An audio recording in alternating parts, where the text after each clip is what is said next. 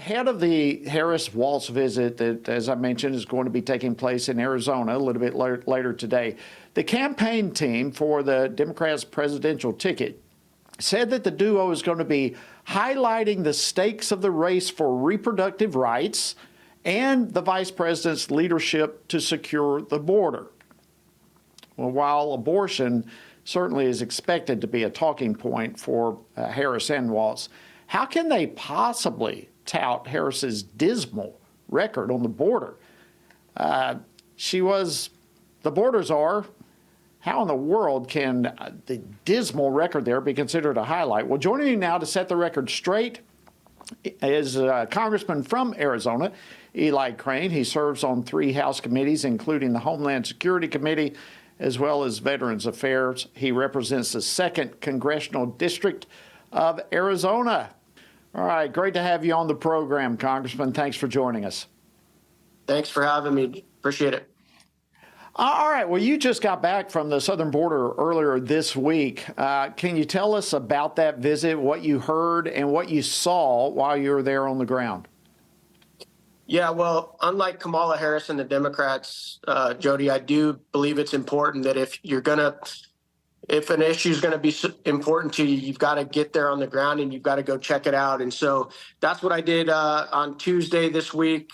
Thanks to the guys at Pinal County Sheriff's Office for taking me up in their helicopter, taking me down to Sassapee, and then we flew down to Lukeville and back. We spent about 4 hours in the air. Honestly, we didn't see any massive groups, Jody, on that section of the border. But one of the things that we did see is we helped Border Patrol chase down a car that was trying to evade law enforcement, and then we helped them try and track the individuals that had fled from the car. And that's, something that these guys deal with each and every day. So I always cherish the time I get to spend with those guys, and I always learn a ton every time I'm up there.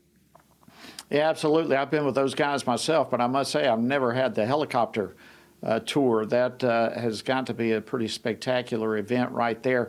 So, I mean, look, we all know, Congressman, the horrible, devastating, frightening numbers of individuals and the type of individuals that have been crossing our borders for 3.5 years now.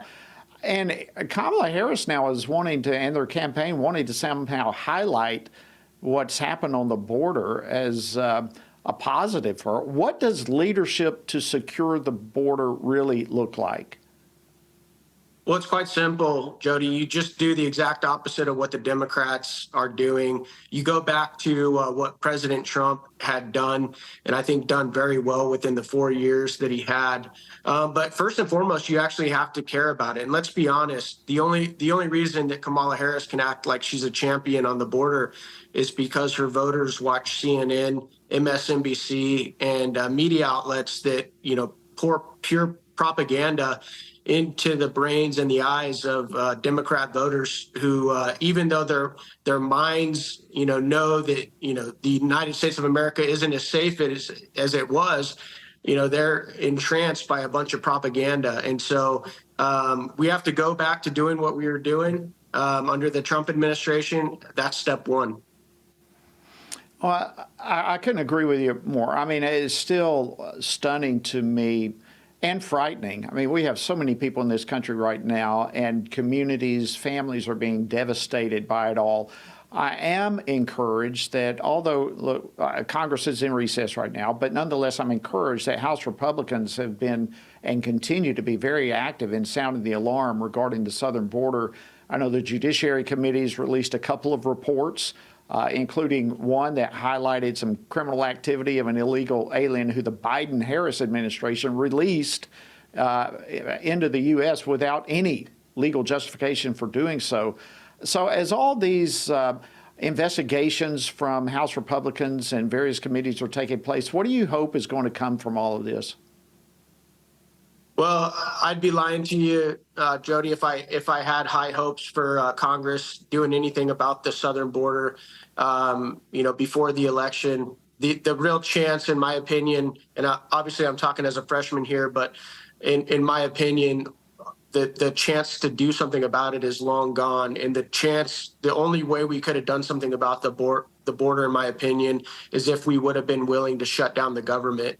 And I know that, that has all sorts of negative connotation with it. And, everybody gets obviously scared when we talk about it. But because we only control one body of the federal government, the only way we could have done it, in my opinion, is if we would have tied funding of this administration to closing the border down, and then it would have got into, a contest between Chuck Schumer, Mike Johnson, and Joe Biden to see who could outlast each other to, actually get their policies in place, which would have ended up in a government shutdown. And unfortunately, that's the way this town works. It comes down to who can actually take the most pain and who can win the narrative with the American people. And so that's why shows like this are so important. That's why people that listen to your show are so important, because when you only control one chamber, you have to be willing to play hardball, and we were not willing to play hardball to secure that border. Very good point, and we all remember that battle vividly. I think there is some hope as a new election, if a new administration comes in, that there will be greater emphasis on the border.